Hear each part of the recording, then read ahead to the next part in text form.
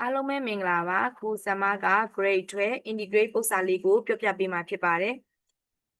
ခုဒီမှာဒီပု္ပ္ပစာလေးမှာဆိုရင် integrate sin root h dh ဆိုပြီးတော့ရှိတယ်ပေါ့နော်ပုံမှန်ဆိုရင် sin ကို integrate လုပ်လို့ရတယ်ပေါ့ဒါပေမဲ့ဒီနောက်မှာ root h ကြီးပါလာတယ်အဲ့ root h လေးကိုအရင်ဆုံးပုံစံလေးအရင်ပြောင်းလိုက်မယ်အဲ့လိုပုံစံပြောင်းဖို့အတွက်ဒီ root h လေးကိုအရင်ဆုံး substitution method ကိုသုံးပြီးတွက်ပေးမယ်ပေါ့နော်ခု let ဆိုပြီးတော့ t လို့ထားလိုက်မယ်နော် root ကို t လို့ထားလိုက်ပြီးသူ့ကို differentiate လုပ်မယ်ဒီ root လေးကိုကိုကဒီလိုလေးမြင်ထားပေါ့ h power 1/2လို့မြင်ထားပေါ့သူ့ကို differentiate လုပ်မယ်ဆိုရင် power ကိုရှေ့ချ1/2ပြီးတော့1နှုတ်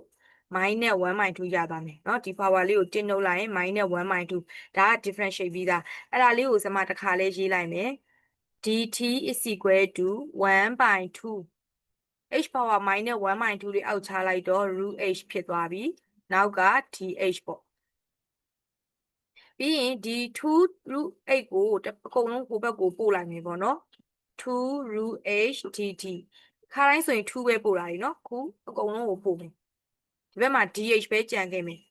root h ဆိုတာလေးကအပေါ်မှာ t လို့ထားတာဟုတ်တယ်เนาะဒီမှာ root h လေးကိုဒီမှာ t လို့ထားတယ်ဒါကြောင့် root h လေးနေရာမှာ t ဆိုပြီးအစားသွင်းခဲ့မယ်ပြီးရင် dt equal to dh ဒီလိုလေးပြောင်းပြီးသွားရင်ဒီသူ့ရဲ့ငကိုမူလ function လေးတွေကိုအစားသွင်းမယ်ပေါ့ integral sin root h dh equal to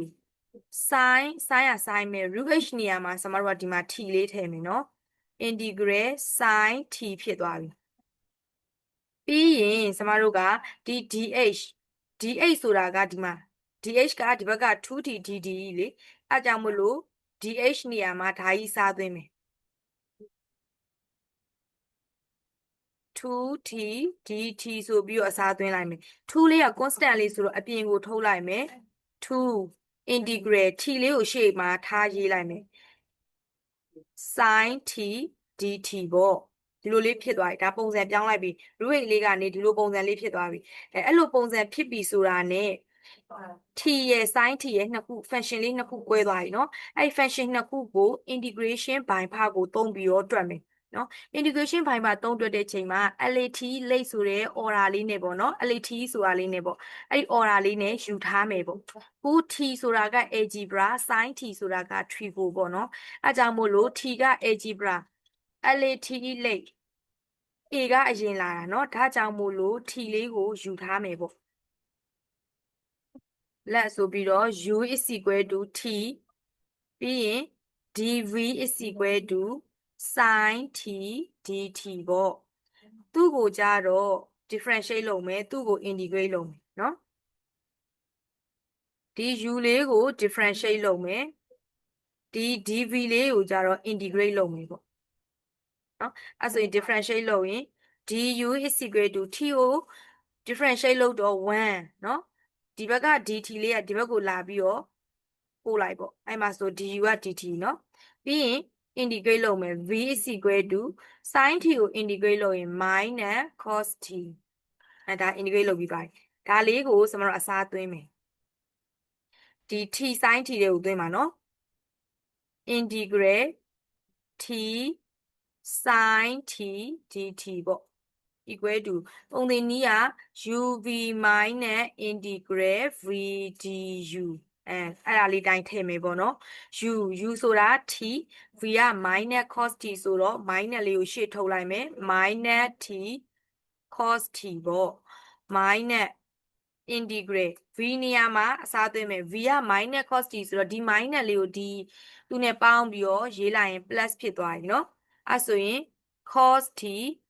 dt du ဆိုတာ dt เนาะ du နေရာမှာကျွန်တော်တို့ဒီမှာ dt လေးထည့်လိုက်ပြီပြီးရင် तू က integrate လုပ်လို့ရတော့တန်းလုပ်လိုက်မယ် minus t cos t plus cos ကို integrate လုပ်ရင် sin ရတယ် sin t ပြီးရင် constant လေးရေးမယ် c ပေါ့နော်ဒီ constant လေး integrate လုပ်ပြီးတိုင်းဒီ constant လေးပေါင်းဖို့မမေ့နဲ့ပေါ့နော်ဒါလေးပြီးသွားပြီဆိုရင်ဒါလေးကိုဒီမှာဒီထဲကိုထည့်လိုက်မယ်နော်ဒီထဲကိုထည့်မယ်ပေါ့ နော်အဲ့ဆိုသူ့ရဲ့ငကိုမူလားဒါကြီးပြန်ရေးမယ်ဆိုရင် integral sin root h dh equal to ဒီမှာနော်ဒီထဲကိုထဲမှာ2က2ပဲဒီ integral t sin t ဆိုတာကဒီမှာ integrate လုပ်ပြီးသွားပြီးသားဒါကြီးပြန်အစားသွင်းလိုက်တော့မယ် minus t cos t plus sin t plus c ပေါ့နော်ဒါလေး4000ဝင်ခတ်ခဲ့2လေးရတစ်ခုချင်းစီဝင်မြောက်အဲ့ဆိုရင် minus 2t cos t plus 2 sin t